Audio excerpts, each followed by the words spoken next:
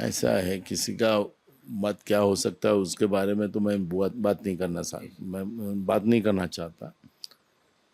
आखिर लोकतंत्र में कोई नेता बड़ा नहीं होता, जनतंत्र में जनता बड़ी होती है, और जनता के मन में अविश्वास आना ये सबसे बड़ी उसमें महत्व की भूमिका है। एक व्यक्ति नेता बोलने से आखिर लोगों के वोटों की उनको जिसको समझ नहीं होगी उनका इशू है वो।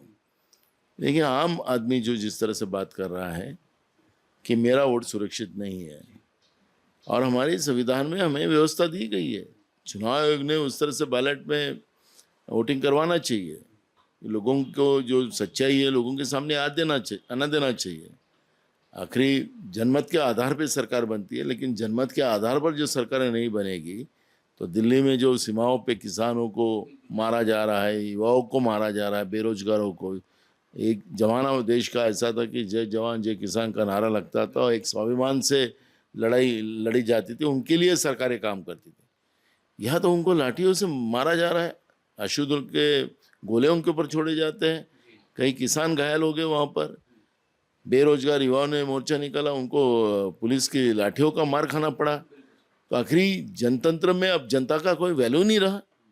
इसका मतलब ये है कि वोट का अधिकार इन लोगों ने खत्म कर दिया है। मशीन के आधार पर जिस तरह से खेला खेला जा रहा है, लोगों की जरूरत ही नहीं है, इस तरह की जो बात हुई है, और इसलिए ये सब अत्याचार सरकारें कर रही है। महंगाई आपने देखा होगा, कल ही रिजर्व बैंक ने अपना आने वाला प्लान घोषित किया है। महंगाई कम होगी ऐसा कोई रास्ता दिख नहीं रहा, महंगाई तो बढ़ेगी। इसका मतलब है कि अब आम आदमी को जीने का भी अधिकार नहीं। तो सरकारें जनता की चिंता करती थी, सरकारें प्रॉफिट की नहीं चिंता करती थी, लेकिन ये सरकारें प्रॉफिट की चिंता करती। और मैं आपके माध्यम से ये कहना चाहता हूं कि जब 2014 में कांग्रेस की सत्ता बीजेपी के हाथ में गई, नरेंद्र मोदी जी देश के प्रधानमंत्री बने, तब हमारे देश पे 55 लाख करोड़ का कर्जा था।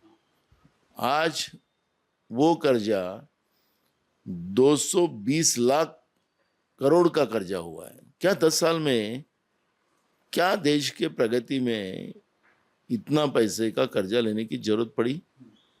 सवाल हम पूछना चाहते हैं। जितना कर्जा लेंगे वो लोगों के ऊपर लेंगे। कोई मोदी जी आज प्रधानमंत्री कल नहीं रहेंगे, कोई दूसरा प्रधानमंत्री बनेगा, लेकिन दायित्व तो देश की जनता के ऊपर जाता है। और ये महंगाई उसके पीछे का महत्वपूर्ण कारण है। महाराष्ट्र में भी वैसी हुआ, 2014 में सत्ता का परिवर्तन हुआ, जहां पर 2 लाख करोड़ का कर्जा महाराष्ट्र पे था, आज 10 लाख करोड़ का कर्जा हो गया। और ये नई सरकार आई और अब हम कर्जा लेंगे ऐसे कह रहे हैं।